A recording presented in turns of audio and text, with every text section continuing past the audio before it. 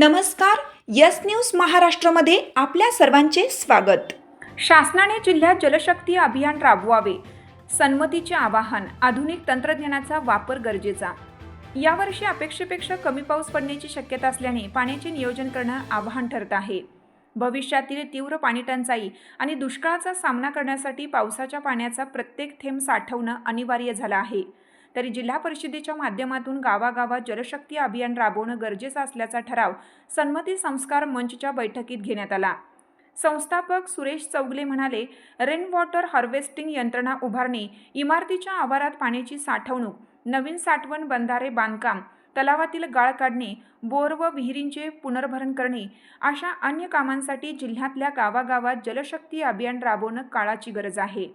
भरमसाठ पाण्याची उपशामुळे अनेक भागात भूजल पातळी खालावली आहे. मात्र जलशक्ती अभियानांतर्गत विहिरी व बोरवेल पुनर्भरणामुळे आणि ओढ्याच्या पुनर्जीवनामुळे जमिनीतील पाण्याचा साठा वाढेल. उन्हाळ्यातही विहिरी आणि कूपनलिकांना पुरेशी पाणी उपलब्ध होईल. हवामान खात्याने यंदा एल निनोचा प्रभाव राहण्याचा अंदाज व्यक्त केला आहे.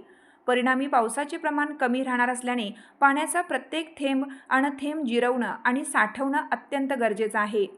जिल्ह्यातल्या मृद व जलसंधारण विभागाच्या वतीनं जलशक्ती अभियान राबवण्याचा निर्णय तात्काळ घ्यावा.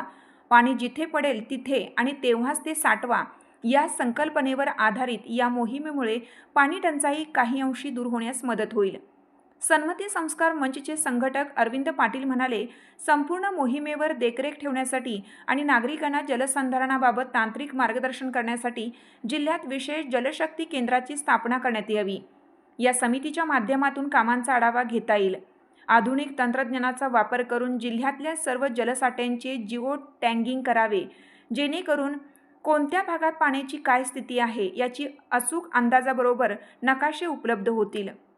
यावेळी अध्यक्ष विजय भोकरे, उपाध्यक्ष सुरेश आवटी, मनोहर चौगले, अभिषेक पाटील, शांतीनाथ पाटील यांच्यासह संघटक संघटिका उपस्थित होत्या. विविध विषयांवर चर्चा करण्यात आल्या. स्वागत प्रास्ताविक कांचन मसुटे यांनी केलं. सूत्रसंचालन शशिकला कोथळी यांनी केले.